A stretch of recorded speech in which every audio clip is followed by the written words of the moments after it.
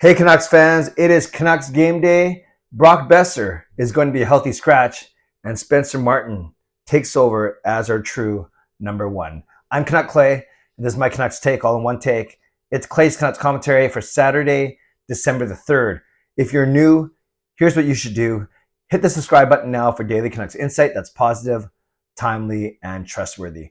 Lots to get into with respect to the lineup today, but first, a couple announcements. Tonight, join me after the game, not on this channel, but on SDPN, the Steve Dangle Podcast Network, and I'm back in the seat for Game Over Vancouver. I think I have a 4-2 record. I have to check it out, but I think I'm 4-2 right now, so that's not a bad start. So let's see if the Canucks can do their part in securing a win. Also, today's Saturday. That means tomorrow's Sunday. That means tomorrow is my weekly Ask Me Anything. So I got two posts up on my community tab.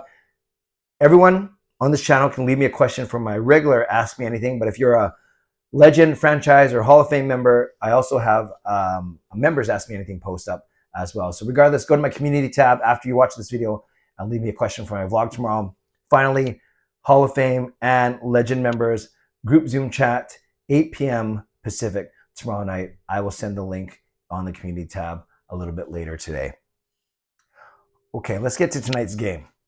It's a big one. The Canucks have now lost their first two after coming, and I've talked about such a positive road trip where they climbed to within one game, within 500, 1 point of the playoff spot, and now they lose two. So naturally, they are 3 games under 500, and naturally, they are 5 points out of the playoff spot. It's funny how that happens. So the Canucks have some winnable games starting tonight against, well, the other two were winnable. This one's against Arizona. Then they got Montreal on Monday, and I'll be going to that game courtesy of legendary Justin Credible, so I can't wait for that. But tonight, I'm actually coming back from a church function, watching the final 2 periods of the game, and then doing Game Over Vancouver. And this is the lineup that I'll be talking about tonight.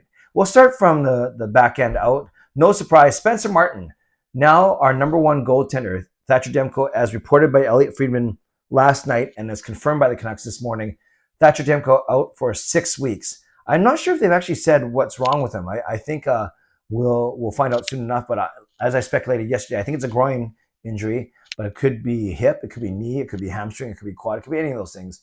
Regardless, Demko is out for at least 6 weeks. So as of now, Spencer Martin is the number one.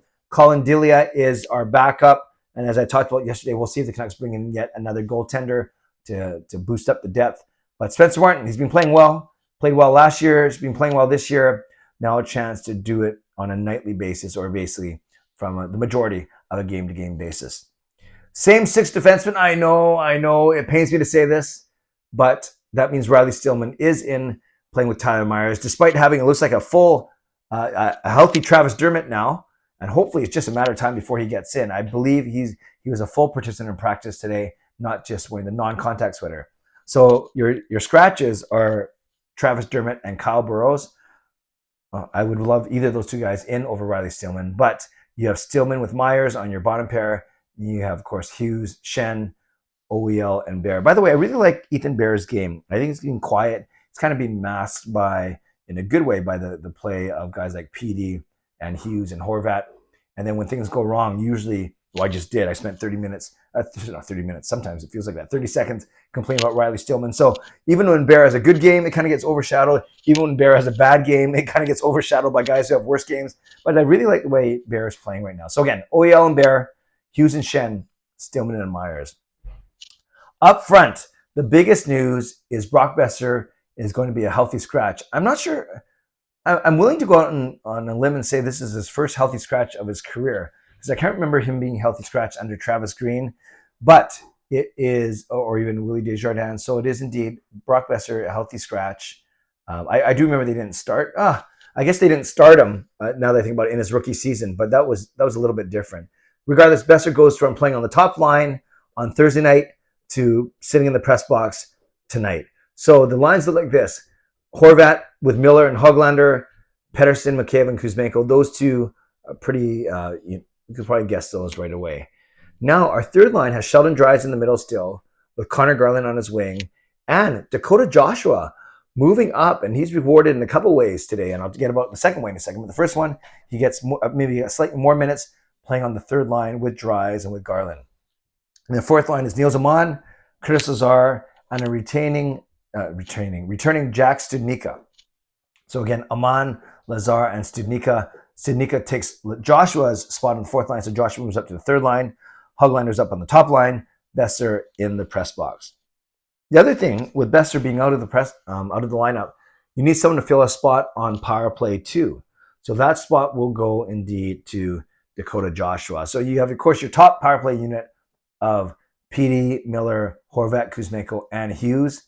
And now you have your second unit of OEL, Kuzmenko, Mikheyev, Dries, and it looks like Dakota Joshua. No, I'm missing someone.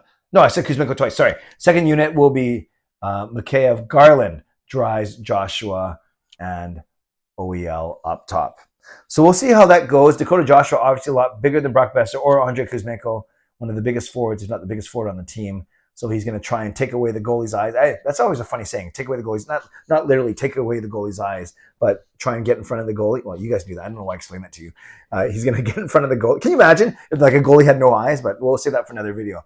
So he's going to try and take away the goalie's eyes, deflect pucks, get rebounds, become an option to his forwards, his wingers, but really get the puck, frankly, to more skilled players so that he can bang, crash, screen, and do all those cool things in front of the net. So I'm excited to see Dakota Joshua get an opportunity to play on the second power play unit. He's speaking like he's excited. He's speaking like he knows this is going to be a good opportunity. Now, I don't know what happens when Brock Boeser comes back next game, but we'll see. Unless Joshua scores one or two, he might just get booted back to the third or fourth line at no power play time. But let's worry about that on Monday night. For now, let's see what Joshua does on the second power play unit and on the third line. So Canucks fans, I'm almost thinking about going away from my 4-2 prediction because, I haven't been close. I was close last week, but this week haven't been close. The Canucks have lost 5-1 twice.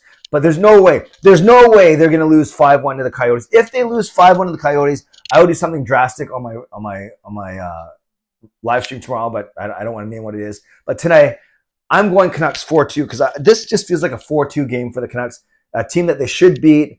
Hockey night in Canada. I got game over Vancouver. All those reasons to say that the Canucks will win 4-2. I'm going JT Miller with the first goal tonight. I like saying PD, but I'm going Miller with the first goal. So give me your score prediction. Give me your prediction for the first Canucks goal scorer.